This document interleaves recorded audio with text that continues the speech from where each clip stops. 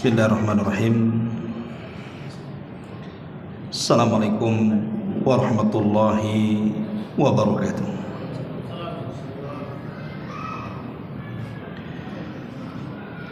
Alhamdulillah, wassalatu wassalamu ala rasulillah wa ala alihi wa sahbihi wa mawalah wa la hawla wa la quwwata illa billahi wa ba'd. Alhamdulillah, segala puja dan puji hanya milik Allah subhanahu wa ta'ala. Di malam hari ini kita masih dipertemukan Allah subhanahu wa ta'ala di Masjid Muhajirin setelah kita libur dari Ramadan, kemudian masuk dari Syawal. Maka saya ucapkan takabbalallahu minna wa minkum.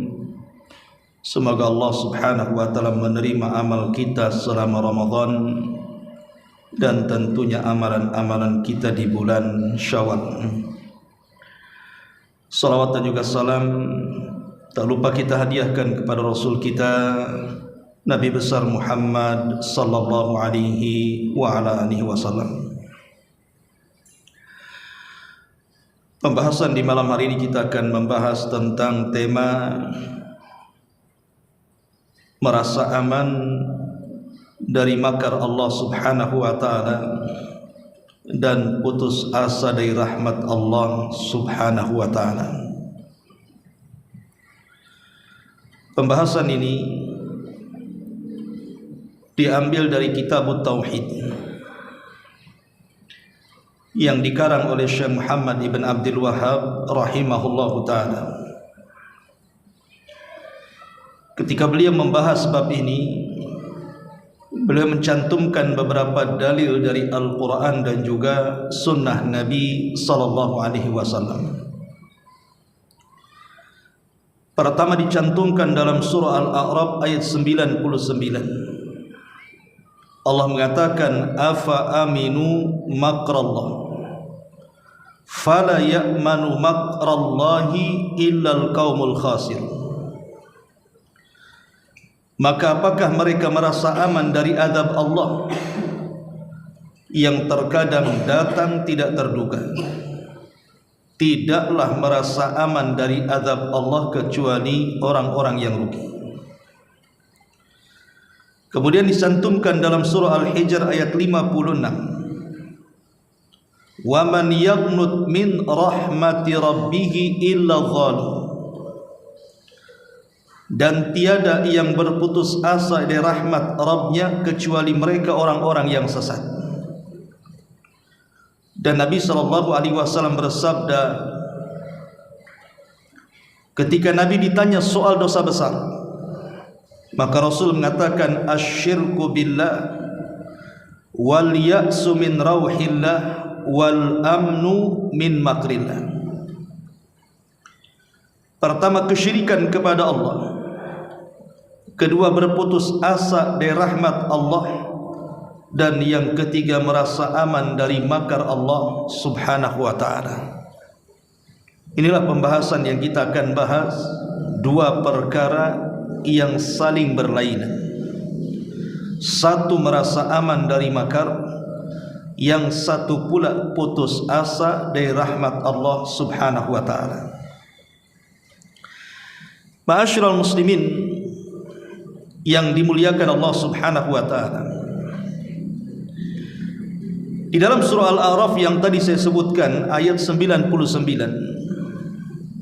sebenarnya ayat ini sebelumnya menceritakan tentang kisah-kisah para nabi dan kaumnya. Karena disebutkan dari ayat 59, Allah subhanahu wa ta'ala menceritakan tentang Nuh dan juga kaumnya. Ketika Nuh diutus kepada mereka untuk berdakwah, mengajak manusia ke dalam tauhid, maka kaumnya mengingkari. Maka dari situlah turun azab kepada mereka, di mana kaum Nuh ditenggelamkan dengan banjir dan tufan.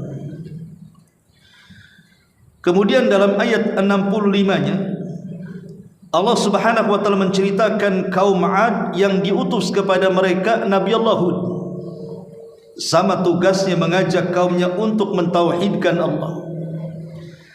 Tetapi kaumnya mengingkari Hud, akhirnya mereka pun diazab dengan cara disedot angin ke langit selama 7 malam 8 hari, kemudian mereka pun dihempaskan kembali ke bumi, sehingga tidak ada jiwa kecuali diwafatkan oleh Allah Subhanahu wa taala karena azab mereka. Kemudian juga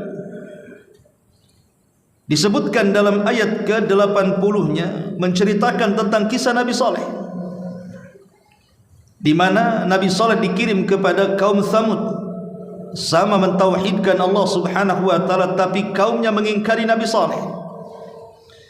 Maka pun mereka diazab oleh Allah Subhanahu wa taala dengan dikirim gempa yang luar biasa, sehingga mereka tidak ada yang hidup kecuali mati di rumah-rumah mereka. Kemudian setelahnya di ayat berikutnya bercerita tentang kaum Lut. Kemudian juga bagaimana Allah mengazab kaum Lut dengan dihujani batu. Kemudian setelahnya bicara tentang Nabiullah Syu'aib yang dikirim kepada Madian, tapi kaum Madian pun mengingkari dakwahnya Nabi Syu'aib. Maka dikirim Jibril untuk berteriak sekali teriakan dan cukup menghancurkan kaum Madian. Baru setelah itu Allah Subhanahu wa taala mengingatkan kepada kita semuanya, di mana Allah mengatakan afa amina ahlul qura an ya'tiyahum ba'suna bayatan wa hum naimun.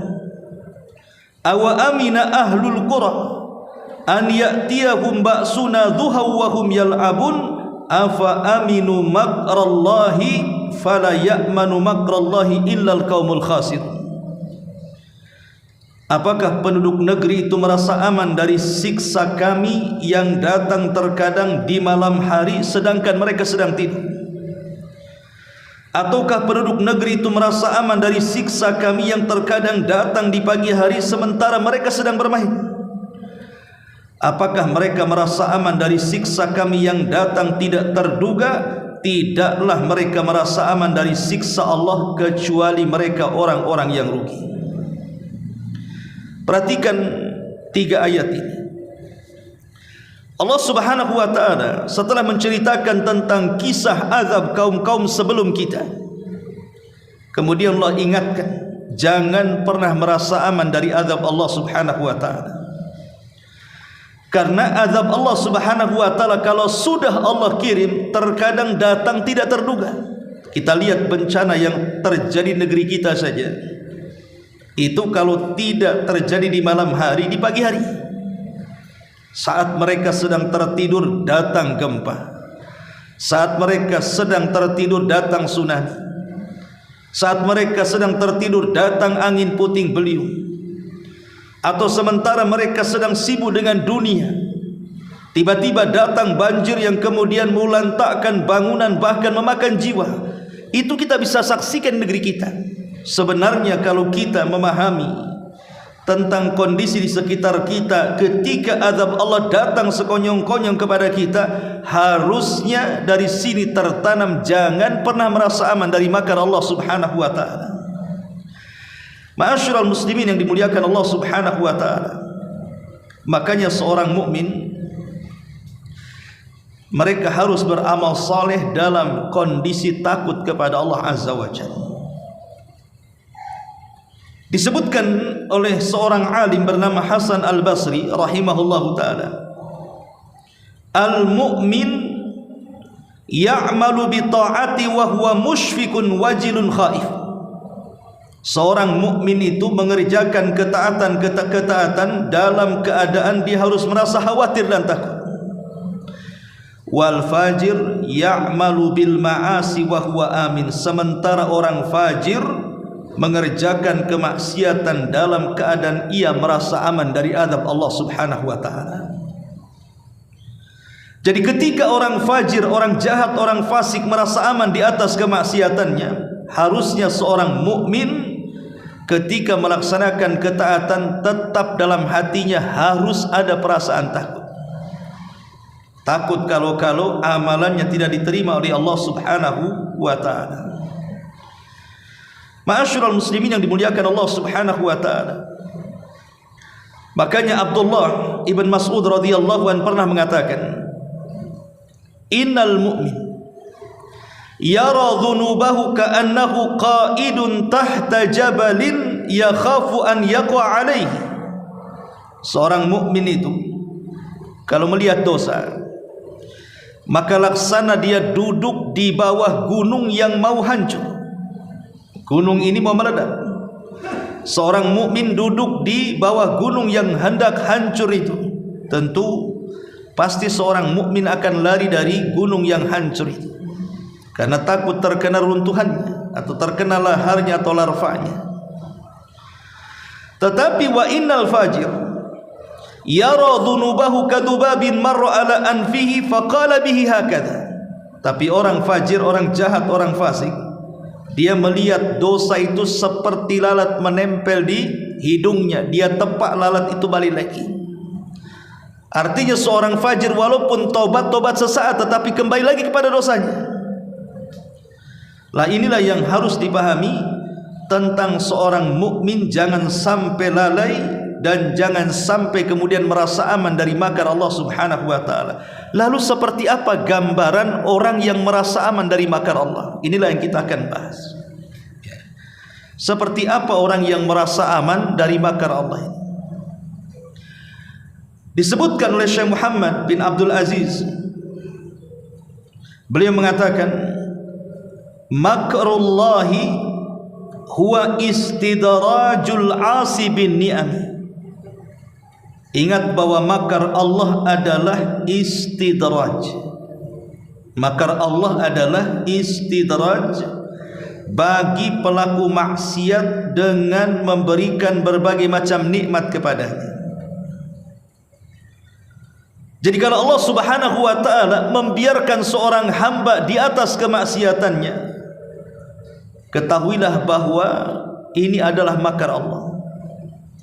Jangan merasa terlena kalau diberikan kenikmatan kok Allah tidak memberikan ujian kepadanya.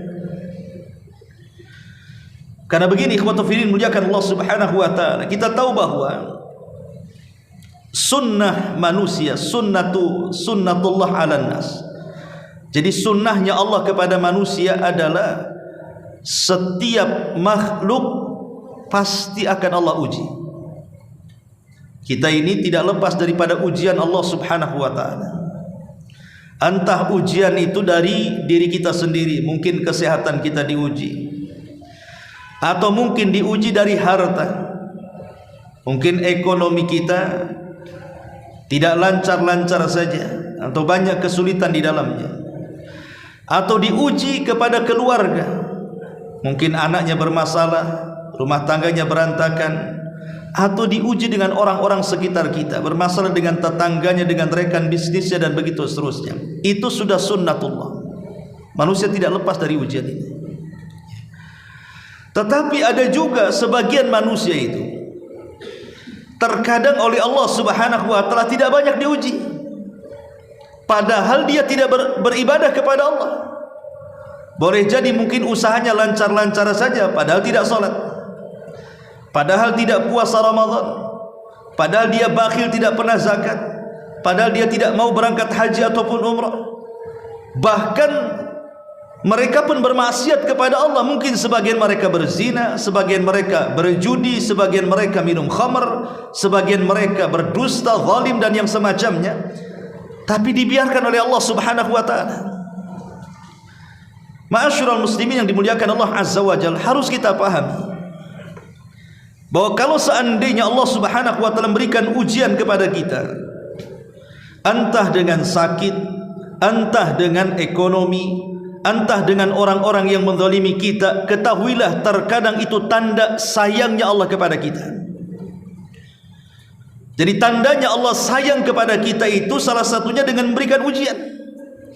Makanya Nabi SAW mengatakan, innallaha idza ahabba 'abdan ibtalahum. Allah itu kalau suka dengan seorang hamba, pasti Allah uji itu hamba itu. Tetapi kalau seandainya kemudian nikmat melimpah kepada kita, sementara kita ahli maksiat bahkan tidak pernah ibadah, justru kita harus takut. Jangan-jangan Allah subhanahu wa ta'ala sudah mencabut rahmat kita. Kok saya tidak sholat tapi kok usaha saya lancar-lancar saja. Saya tidak pernah zakat, tidak pernah sedekah kok. Tapi kenapa kemudian usaha saya dipermudah oleh Allah subhanahu wa ta'ala?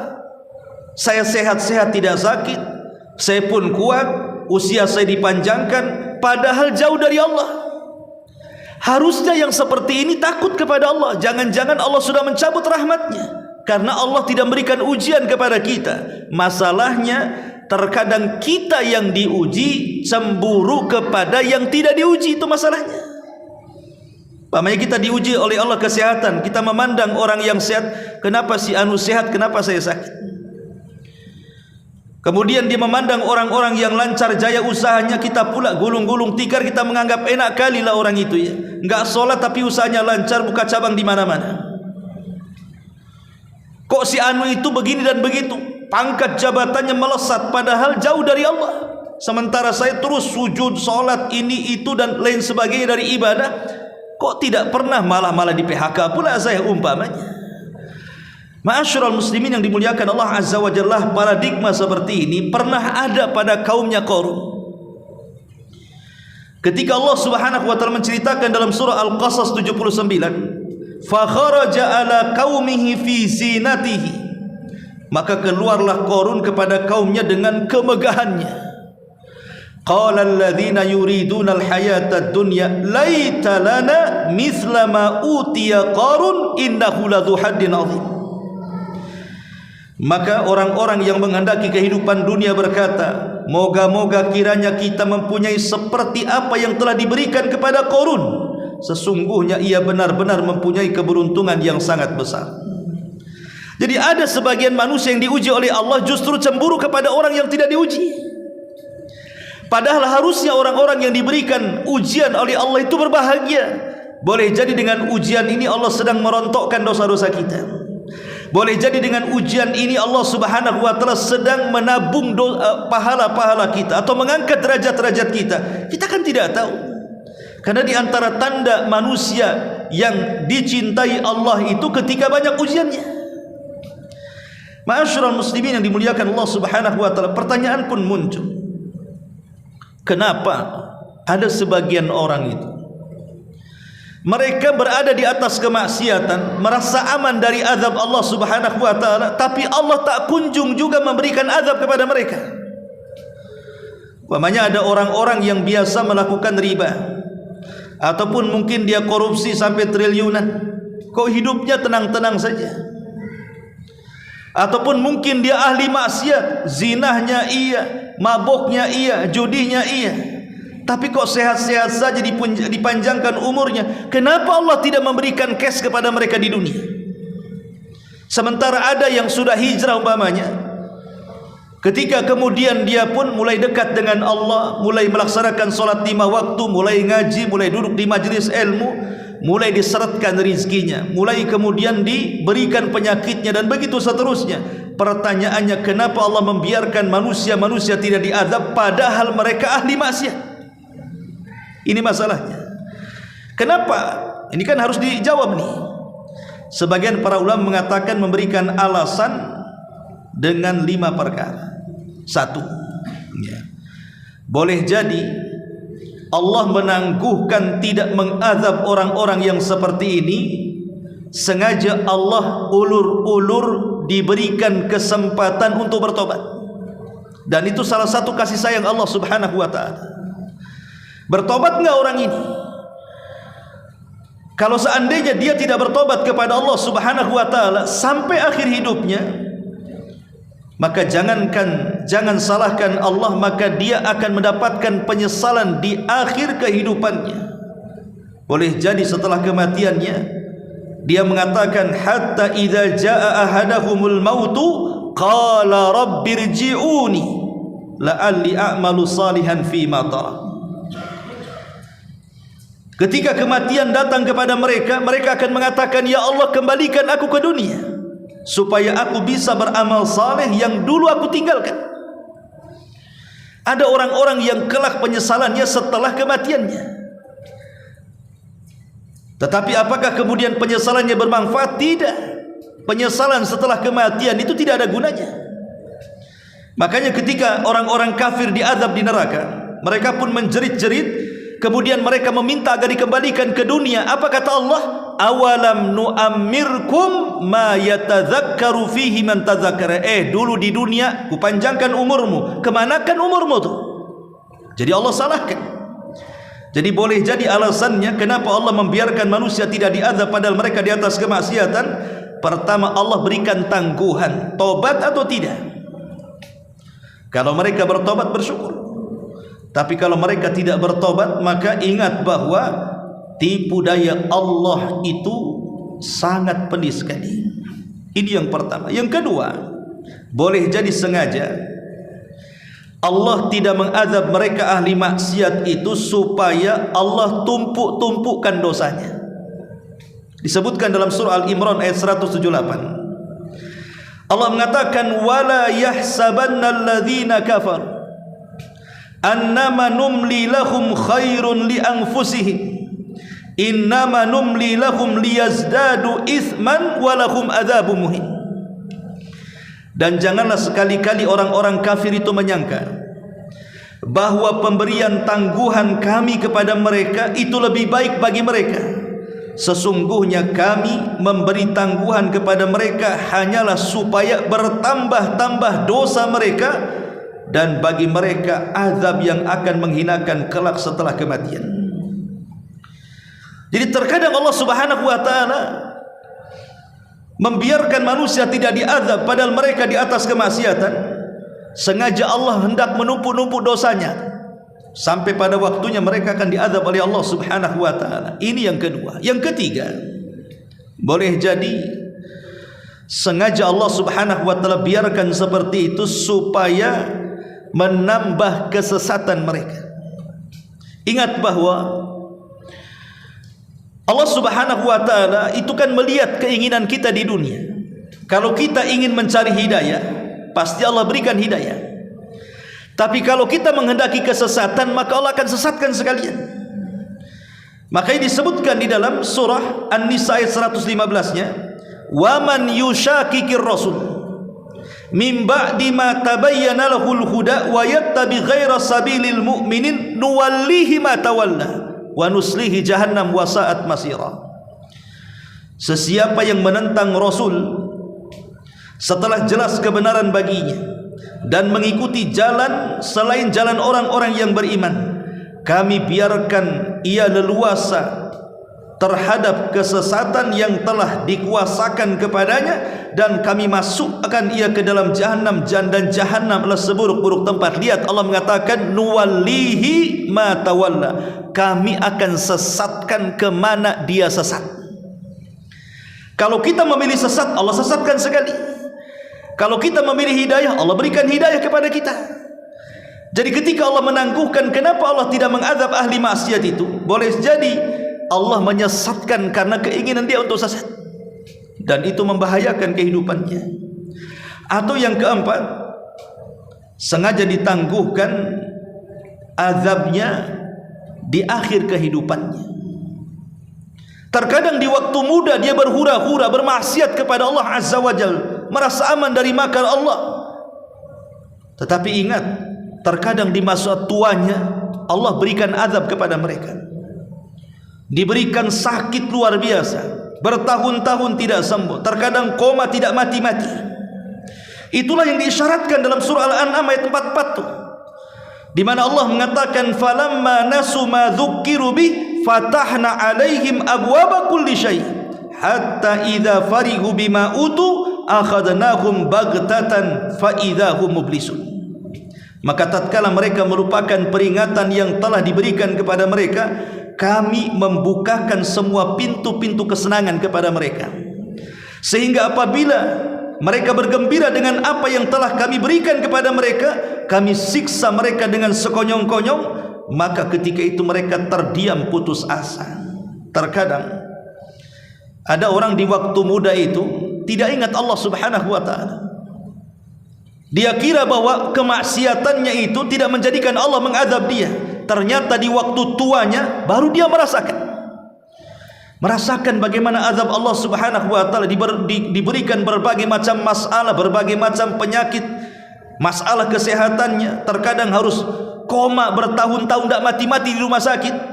Na'udzubillah summa na'udzubillah. Atau yang terakhir, boleh jadi di dunia memang tidak diazab oleh Allah Subhanahu wa ta'ala, sampai kematiannya diberikan kesenangan. Tapi bukan berarti setelah kematiannya Allah tidak mengazab mereka. Bukankah Allah yang mengatakan dalam surah Al-Imran 180 tadi, wala yahsabanna alladhina yabkhaluna bima atahumullahu min fadli huwa khairan lahum bal huwa syarrul lahum, kata Allah. Sekali-kali janganlah orang-orang yang bakhil dengan harta yang Allah berikan kepada mereka dari karunia-Nya menyangka bahwa kebakhilan itu baik bagi mereka. Sesungguhnya kebakhilan itu buruk untuk mereka.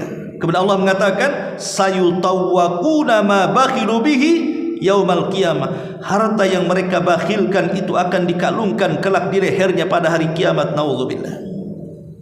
Jadi harta yang bakhil di dunia, ada orang tidak pernah sedekah, tidak pernah zakat, usahanya lancar-lancar saja, akhirnya dia bakhil seumur hidup. Bukan berarti kekayaan dia baik, tidak, itu buruk bagi mereka. Nanti pada hari kiamat harta itu akan menjadi ular, kemudian akan melilit lehernya, kemudian mengatakan, sayalah harta yang kau sembunyikan dan tidak pernah dizakatkan. Ma'asyiral muslimin yang dimuliakan Allah Azza wa Jalla, inilah 5 alasan kenapa Allah terkadang menangguhkan orang itu tidak diazab padahal mereka di atas kemaksiatan. Ma'asyiral muslimin yang dimuliakan Allah Azza wa Jalla, salah pahamnya masyarakat itu seperti ini. Terkadang ikhwatu fiddin yang dimuliakan Allah Subhanahu wa ta'ala, ada sebagian manusia mengira bahwa ketika Allah Subhanahu wa ta'ala memberikan banyak harta kepada kita, hartanya melimpah, pangkat jabatannya meroket, kesehatannya tidak pernah diganggu, usianya dipanjangkan, mereka mengira bahwa Allah sayang kepadanya. Jadi terkadang kenikmatan yang melimpah itu dikiranya Allah sayang. Sebaliknya ketika Allah Subhanahu wa ta'ala cabut nikmatnya, diberikan susah ekonominya, seret kemudian kehidupannya, banyak musibah dalam usaha dan kesehatannya, merasa bahwa Allah sedang menghinakannya. Ada orang yang berprasangka seperti itu, persis seperti yang Allah katakan dalam surah Al-Fajr ayat 15 sampai 17. Fa ammal insan idza mabtalahu rabbuhu fa akramahu wa na'amahu fayaqulu rabbi akraman wa amma idza mabtalahu rabbuhu faqadara alaihi rizqahu fayaqulu rabbi ahanan. Adapun manusia apabila diberikan ujian oleh Allah Subhanahu wa ta'ala dengan cara dimuliakan, dengan dilimpahkan banyak nikmat kepadanya, dia pun mengatakan Rabbku sedang memuliakan aku, katanya. Tapi kalau dia diuji, dicabut tuh nikmatnya, maka dia pun mengatakan Rabbku sedang menghinakan diriku. Ada manusia-manusia di masyarakat yang seperti ini. Jadi merasa bahwa kalau diberikan rizki banyak Allah senang kepadanya, kalau dicabut rizkinya Allah sedang tidak suka kepadanya. Ma'asyiral muslimin yang dimuliakan Allah Azza wa Jalla, ini paradigma yang salah. Karena kita tahu bahwa kemuliaan manusia bukan ada di harta, bukan ada di pangkat dan jabatan atau kenikmatan dunia. Yang namanya kekayaan, ikhwan, itu berserikat antara mukmin dan kafir. Qarun kaya, kemudian Nabi Sulaiman juga kaya, Abu Jahal juga kaya, Abu Bakar Siddiq juga kaya. Artinya kekayaan itu berserikat antara mukmin dan kafir. Kalau kekayaan berserikat antara mukmin dan kafir, orang kafir terkadang lebih kaya dibandingkan orang yang beriman, lalu apa keistimewaan kekayaan dalam Islam itu? Tidak ada. Kemuliaan dalam Islam itu bukan dilihat dari kekayaannya. Kalau memang kaya itu dimuliakan, kenapa Qarun diazab? Kenapa Qarun ditenggelamkan? Kenapa Namrud dibinasakan? Islam itu tidak memandang kekayaan dari itu. kemuliaan dari itu. Tetapi Islam itu memandang kemuliaan itu dari ketaatan dan ketakwaan kita kepada Allah Subhanahu wa taala. Lihat Bilal. Bilal tidak punya nasab. Bentuknya juga hitam legam. Dia bukan orang ganteng. Tetapi ketika dia masuk Islam dan menjadi orang saleh, Allah muliakan Bilal, bahkan namanya disebut-sebut sampai hari ini, bahkan sampai kiamat dibangkitkan. Setiap muadzin disebut Bilal walaupun namanya bukan si Bilal itu, karena Allah muliakan. Bahkan manusia yang paling mulia siapa? Rasulullah. Sebelum Rasul menikah dengan Khadijah, Rasul itu orang miskin. Kerjanya penggembala kambing kepada orang-orang kaya di Mekah dengan upah yang sangat sedikit sekali. Baru setelah Rasul menikah dengan Khadijah, barulah kemudian ekonominya meningkat dan menjadi seorang tujar, seorang pembisnis hebat. Disitulah kenal dengan Abu Bakar, kenal dengan Uthman, kenal dengan para pembisnis Mekah. Tapi setelah hijrahnya Nabi SAW dari Mekah ke Madinah, Rasul miskin lagi. Bahkan Aisyah radhiyallahu anha mengatakan, selama kami hijrah dari Mekah ke Madinah, di Madinah ini pernah 1 bulan lewat, kemudian 2 bulan lewat, 3 bulan lewat, dapur-dapur kami tidak mengepul asap. Maknanya Nabi SAW tidak pernah makan enak, kecuali kata Aisyah radhiyallahu anha, kami hanya memakan al-aswadan. Aswadan itu kurma kering dan air putih saja. Itu manusia yang paling mulia, Nabi SAW. Bahkan para sahabat kebanyakan mereka miskin. Apakah kemudian ketika mereka miskin Allah tidak sayang dengan mereka? Tidak. Karena barometer Allah sayang atau tidak bukan karena kaya atau miskin, tapi Allah Subhanahu wa taala mengatakan, inna akramakum indallahi atqakum. Sesungguhnya orang yang paling mulia yang dicintai Allah adalah orang yang diberikan taufik untuk bertakwa kepada Allah Subhanahu wa taala. Itulah barometernya. Ma'asyiral muslimin yang dimuliakan Allah Subhanahu wa taala. Makanya Imam Ibnul Qayyim ketika memberikan catatan kepada surah Al-Fajr ayat 15 dan 17 mengatakan, laisa kullu man na'amtuhu wa wassa'tu alaihi rizqahu akunu qad aqramtuhu wa laisa kullu man ibtalaitu wa dayyaqtu alaihi rizqahu akunu qad ahantuhu bal abtali hadza bin ni'ami wa ukrimu hadza bil ibtilai. Kata Imam Ibnul Qayyim rahimahullahu taala, maksudnya adalah tidaklah setiap orang yang aku beri nikmat, kata Allah, dan kelapangan rizki berarti aku memuliakannya. Begitu juga tidaklah semua orang yang aku berikan cobaan dan aku sempitkan rizkinya berarti aku menghinakannya. Bahkan aku menguji orang ini dengan nikmat dan aku memuliakan orang ini dengan ujian. Nikmat itu, kata Allah Subhanahu wa taala, adalah ujian, tetapi cobaan itu adalah kemuliaan. Nikmat itu ujian, tapi cobaan itu kemuliaan. Kalau seandainya dulunya dia kaya diuji fakir, kekayaan itu ujian dari Allah. Sanggup dia memikulnya atau tidak? Karena kekayaan itu sirutugyan, masalahnya rahasia bejatnya orang itu karena kaya. Qarun dulunya orang miskin, tetapi setelah diberikan kekayaan oleh Allah Subhanahu wa taala jadi kufur, bahkan menentang Nabi Musa, sehingga Allah katakan, kalla innal insana la yatgha an ra'ahu istaghna. Sekali-kali manusia terkadang melampaui batas ketika Allah luaskan rizkinya. Jadi kekayaan itu terkadang menjadi rahasia bejatnya orang. Tadinya orang baik, terkadang ketika diberikan kekayaan, karena dia tidak sanggup memikulnya, jadi jahat dia. Kenapa jadi jahat? Karena namanya kaya itu ada fasilitas untuk maksiat. Ingin mabok ada uang. Ingin berzina ada uang. Ingin mendolimi orang tinggal bayar preman, kasih uang, dan begitu seterusnya. Tapi orang susah, apa kira-kira yang akan dilakukan orang susah? Dari sini kita tahu bahwa nikmat itu ujian, tapi ketika Allah berikan cobaan, cobaan itu bisa jadi sebuah kemuliaan dari Allah Subhanahu wa taala. Karena begini, Nabi mengatakan, innallaha yu'ti dunya man yuhib wa ma la yuhib wa la yu'til imana illa man yuhib. Allah itu memberikan kenikmatan dunia kepada orang yang dicintainya dan kepada orang yang tidak dicintainya. Tetapi Allah tidak memberikan iman kecuali kepada orang yang dicintainya saja. Jadi kekayaan itu adalah pemberian Allah yang sifatnya bersyarikat. Baik orang ini dicintai atau tidak dicintai Allah, tetap Allah akan berikan kekayaan itu. Tapi iman itu tidak diberikan oleh Allah kecuali orang yang dicintainya saja.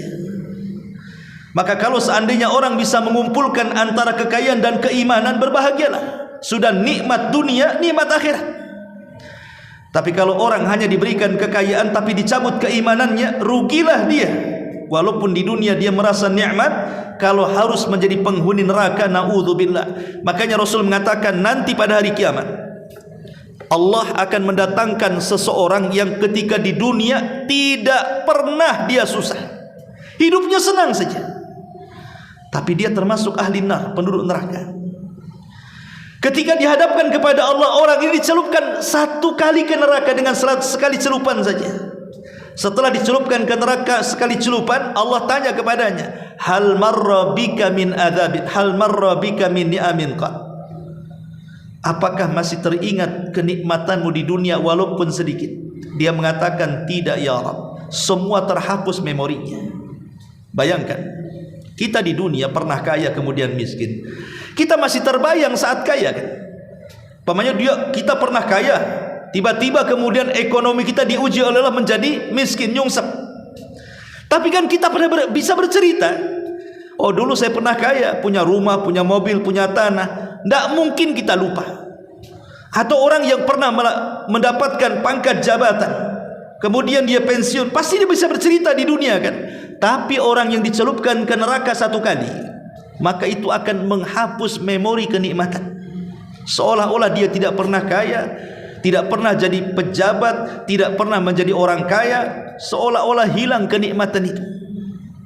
Itulah dahsyatnya neraka, menghapus memori itu. Ya.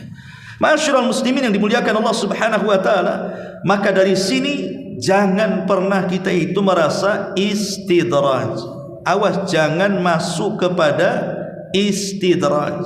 Apa istidraj? Istidraj adalah diambil kata-kata daraja. Daraja itu artinya tangga. Kalau seseorang itu naik tangga, berarti setingkat, dua tingkat, nanti ada bordes lagi, naik lagi. Itulah arti daraj. Sementara secara istilah istidraj itu artinya ketika orang diberikan kenikmatan oleh Allah Subhanahu wa taala, sementara dia tidak beribadah, dia rajin maksiat kepada Allah, tapi oleh Allah dibiarkan begitu saja. Justru kekayaannya makin kaya, usahanya makin lancar, kesehatannya makin bagus, umurnya makin panjang. Lah ini hati-hati, karena ciri-ciri istidraj itu satu. Ini lihat, hati-hati. Ciri-ciri orang istidraj itu satu, ketika semua keinginan dunianya dikabulkan Allah. Ingat nih, kalau semua keinginannya dikabulkan oleh Allah, hati-hati. Ingin rumah, diberi rumah. Ingin tanah, diberi tanah. Ingin jabatan, dikasih jabatan. Pokoknya keinginan dunianya dipenuhi semuanya. Kalau keinginan dunianya dipenuhi, lancar-lancar jaya saja, tidak pernah ada rintangan dan halangan, kok lancar saja. Padahal dia jauh dari Allah, tidak pernah salat, tidak pernah ke masjid, tidak pernah ngaji, tapi lancar-lancar saja. Hati-hati, orang ini sedang istidraj, dibiarkan oleh Allah, pada waktunya diadab oleh Allah. Yang kedua, atau dipanjangkan usianya, badannya sehat-sehat saja, tidak pernah ada penyakit, padahal maboknya rajin, zinahnya iya tapi tidak pernah tersentuh penyakit, zalimnya iya, dan begitu seterusnya, tapi diberikan kesehatan saja, tidak pernah sakit-sakit. Ini istidraj. Kemudian yang ketiga, diberikan umur panjang, diberikan umur panjang, panjang umurnya, padahal dia ahli maksiat tapi panjang umurnya. Sudah tua masih mabok, sudah tua masih judi, sudah tua masih zina gitu kan.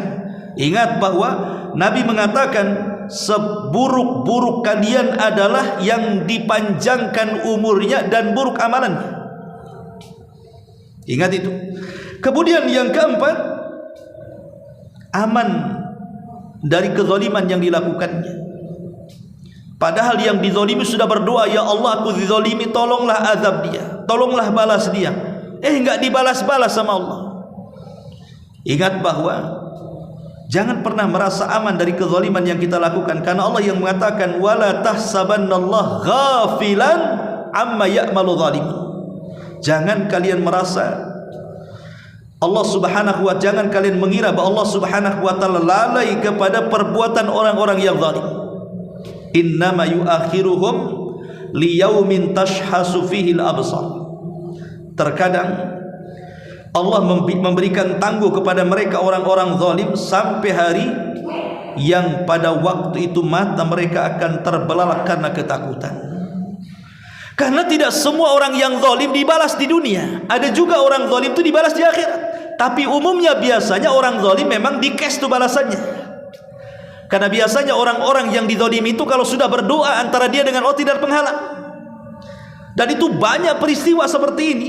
Bagaimana mustajabnya orang-orang yang zalim. Ingat ketika Yahya al-Burmuki dipenjara oleh Harun ar-Rasyid. Padahal dulu dia seorang gubernur yang ada di kota Madinah, dihormati, dihargai. Tapi karena dia kasus korupsi ditangkap Harun ar-Rasyid, dimasukkan ke penjara tuh Yahya al-Burmuki itu. Kemudian anaknya ngomong sama bapaknya, karena sama-sama di penjara juga. Dia mengatakan, wahai ayahku, dulu waktu kita belum di penjara, manusia menghormati kita, memuliakan kita, memuji kita. Setelah semuanya kita dapati, kenapa kita hidup susah dalam penjara, katanya. Maka Yahya al-Burmuki menasihati anaknya dan mengatakan, ya bunai da'watul mazlum. Boleh jadi ini doa orang-orang yang kita zalimi selama kita berkuasa. Boleh jadi ketika saya diberikan kekuasaan dulu ada orang-orang yang saya zalimi, kemudian mereka berdoa kepada Allah supaya aku dicelakakan. Inilah boleh jadi pengabulan Allah subhanahu wa ta'ala. Ma'asyiral muslimin, tetapi kalau seandainya orang yang berbuat zalim kok tenang-tenang saja hidupnya, tidak diazab, ingat Anda ini sedang istidraj. Sengaja Allah subhanahu wa ta'ala tangguhkan sampai pada waktunya Anda akan merasakan azab Allah subhanahu wa ta'ala. Atau yang kelima, Allah sengaja menunda siksanya, tidak di dunia maka di akhirat. Contoh dalam kehidupan ikhwatu fillah muliakan Allah subhanahu wa ta'ala disebutkan oleh para ulama, seperti umpamanya kenikmatan melimpah tapi keimanan menurun. Nikmatnya banyak tapi imannya tidak pernah tambah, ini istidraj.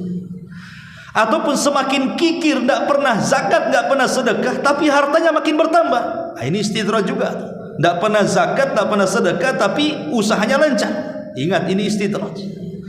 Atau dia melakukan maksiat tapi hidupnya bahagia, maksiat tapi bahagia kehidupannya, keluarganya ya tenang-tenang saja, ini juga istidraj ini. Atau boleh jadi dia tidak pernah sakit, padahal dia rajin mabok, rajin zina dan begitu seterusnya, ini istidraj ya. Ma'asyiral muslimin yang dimuliakan Allah subhanahu wa ta'ala, intinya bahwa jangan pernah merasa aman dari azab Allah subhanahu wa ta'ala. Ini yang pertama. Kemudian bab yang kedua, di sini juga pengarang mengatakan larangan berputus asa dari rahmat Allah. Jadi yang satu merasa tidak takut dengan Allah, yang satu berlebihan takut dengan Allah sehingga putus asa. Ini kan kontras di sini. Yang satu merasa aman dari azab Allah, artinya tidak pernah takut dengan Allah. Ini yang kedua ini terbalik, saking takutnya kepada Allah akhirnya putus asa dia. Ada orang-orang yang mungkin selama hidupnya banyak melakukan dosa, banyak melakukan dosa sehingga tidak ada dosa semuanya dia pernah lakukan. Kemudian setan datang berikan was-was ke dalam hatinya dan mengatakan percuma kau tobat, kalau kau tobat Allah juga tidak akan mengampuni dosamu. Akhirnya kadang sudah terlanjur, akhirnya masuk ke dalam kubangan dosa sekalian. Bahasanya ya sudah basah mandi sekali. Nah ini orang-orang yang berputus asa dari rahmat Allah subhanahu wa ta'ala, ini bahaya. Kenapa? Karena di antara dosa besar setelah kesyirikan kepada Allah subhanahu wa ta'ala adalah putus asa dari rahmat Allah. Putus asa dari rahmat Allah terkadang lebih besar dosanya dibandingkan dosa yang dilakukannya. Umpamanya dia seorang pezina, dia seorang pemabuk, dia seorang penjudi, mungkin semua maksiat dilakukannya. Saat datang hidayah ingin tobat, setan datang, jangan bertobat, dosamu sudah melambung ke langit. Akhirnya dia tidak bertobat, putus asa dari rahmat Allah dan merasa dosanya terlampau banyak. Lah, putus asa dari rahmat Allah, kata ulama, itu lebih besar dosanya dibandingkan dosa yang dilakukan. Kenapa? Karena putus asa dari rahmat Allah itu menghalangi manusia dari tobat. Dulu di zaman Nabi, ada seorang kakek-kakek usianya 100 tahun. Dia datang kepada Nabi SAW dan mengatakan, "Ya Rasulullah, fa'altu dzamban aziman." Rasul, aku sudah banyak melakukan dosa. La wuziat ala ahlil ardi la wasiatkum. Kalau aku bagi-bagi dosaku kepada penduduk negeri itu sudah cukup menghancurkan mereka, saking banyaknya dosanya. Karena dia orang kafir. Dia mengatakan kepada Rasul, "Ya Rasulullah, hal fi dinika minat taubah?" Apakah dalam agama Islammu itu ada tobat orang sepertiku ini? Sudah 100 tahun aku melakukan dosa. Apakah dalam agamamu ada tobat untukku ini? Maka Nabi SAW ya mengatakan, ya, ada tobat untukmu. Masuklah kau ke dalam Islam, bersyahadatlah kepada Allah, asyhadu an la ilaha illallah, dan akuilah aku adalah utusan Allah, maka dosa-dosamu akan diampuni. Tiba-tiba sang kakek ini mengatakan, asyhadu an la ilaha illallah wa annaka rasulullah. Kata Rasul, Allahu akbar. Allah sudah mengganti keburukanmu dengan kebaikan, karena Islam itu menghancurkan dosa sebelum Islam. Ya. Ma'asyiral muslimin yang dimuliakan Allah Subhanahu wa taala, maka jangan pernah putus asa dari rahmat Allah. Sebesar apapun dosa kita, setinggi apapun dosa kita, sebanyak apapun dosa kita, kalau kita datang menghadap Allah Subhanahu wa taala tanpa menyekutukan Allah, pasti Allah akan ampuni dosa-dosa kita. Ingat dahulu di zaman Bani Israel, ada seseorang pembunuh yang membunuh 99 jiwa. Coba kalau kita punya tetangga pembunuh, mungkin kita katakan itu sadis sekali orang itu. Apalagi kalau membunuhnya sampai dimutilasi, itu sadis sekali. Padahal yang dibunuh baru 1-2 orang. Ini orang ini membunuh 99 jiwa, udah banyak tuh. Tetapi Allah berikan hidayah untuk tobat. Akhirnya dia datang kepada seorang rahib pendeta, kemudian meminta fatwa dan mengatakan, wahai Pak Pendeta, saya sudah membunuh 99 jiwa. Apakah kira-kira kalau saya bertobat diampuni? Kata pendeta, enggak ada. Dosamu sudah melambung ke langit, engkau tidak akan diampuni Allah, katanya. Marah, jiwa pembunuhnya muncul, dibunuh pendeta itu, plus jadi 100 jiwa dia bunuh. Tapi dia tidak putus asa. Dia mencari lagi orang alim. Ketemulah pendeta tapi lebih alim daripada yang pertama yang dibunuhnya. Kemudian kata sang alim ini mengatakan, ada, kau boleh bertobat, tapi tobatmu tidak di sini, katanya. Tobatmu di sana. Di sana ada kampung semuanya orang soleh. Bergabunglah kau dengan orang-orang soleh di sana. Menunjukkan bahwa lingkungan baik itu memperbaiki. Berangkatlah orang yang sudah membunuh 100 jiwa ini. Di tengah jalan meninggal dia. Kehabisan bekal, kehausan, meninggal. Allah utus para malaikat. Pertama malaikat azab. Kata malaikat azab, orang ini pantas masuk neraka karena sudah membunuh 100 jiwa. Tiba-tiba Allah utus lagi malaikat rahmat. Kata malaikat rahmat, orang ini tidak pantas masuk neraka, pantasnya masuk surga. Kenapa? Karena sudah ada keinginan tobat. Akhirnya berselisihlah antara malaikat azab dan rahmat ini. Kata malaikat rahmat, dia harus masuk surga. Kata malaikat azab, dia harus masuk neraka. Maka Allah utus lagi satu malaikat yang disebut dengan malaikat hakim, pemutus.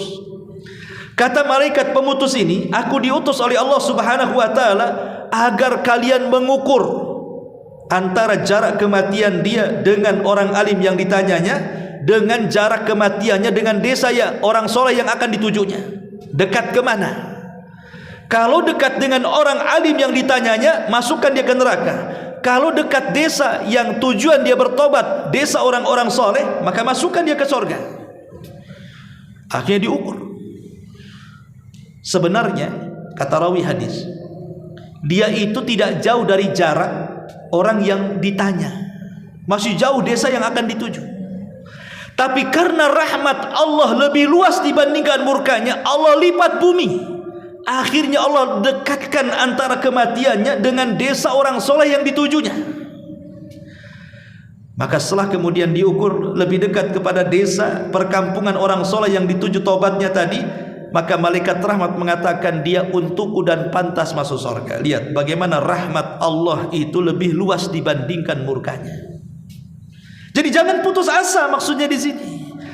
Karena seberapa besar pun dosa kita, Allah itu Ghafur, Allah itu Rahim, Allah itu Zat yang Maha Pengampun dan Maha Penyayang.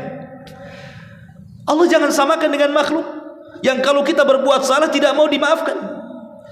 Tapi Allah itu bukan makhluk. Laisa kamitsli syai'un wa huwas samiul basir. Allah tidak sama dengan makhluknya. Allah itu senang kalau ada hambanya bertobat kepadanya. Innallaha yuhibbut tawwabin wa yuhibbul mutatahhirin. Allah suka dengan orang-orang yang bertobat. Dan tidak mungkin orang bertobat kecuali berbuat dosa. Kalau tidak berbuat dosa mau tobat dari apa? Ya. Jadi orang yang melakukan dosa kemudian dia bertobat, itulah Allah senang. Dan kalau seandainya satu dunia tidak ada orang yang berbuat dosa, pasti Allah akan binasakan. Sehingga Allah akan munculkan makhluk sebagai pengganti mereka yang akan berbuat dosa kemudian bertobat. Karena Allah suka dengan orang-orang yang bertobat. Karena bukan syarat diantara orang yang bertobat itu tidak boleh kembali kepada perbuatan dosanya, mustahil. Manusia itu pasti akan kembali kepada perbuatan dosanya. Tetapi Rasul mengatakan, kullu bani Adam khatta'un wa khairul khatta'ina tawwabun. Sebaik-baik seluruh anak Adam itu pasti melakukan kesalahan, tapi sebaik-baik orang yang melakukan kesalahan itulah bertobat kepada Allah Subhanahu wa taala. Maka jangan sampai kemudian kita berputus asa dari rahmat Allah Subhanahu wa taala, dan jangan sampai kita merasa aman dari makar Allah Subhanahu wa taala. Inilah yang bisa saya sampaikan, mudah-mudahan ada manfaatnya. Subhanakallahumma bihamdika asyhadu an la ilaha illa anta astaghfiruka wa atubu ilaik. Allahu taala alam. Assalamualaikum warahmatullahi wabarakatuh.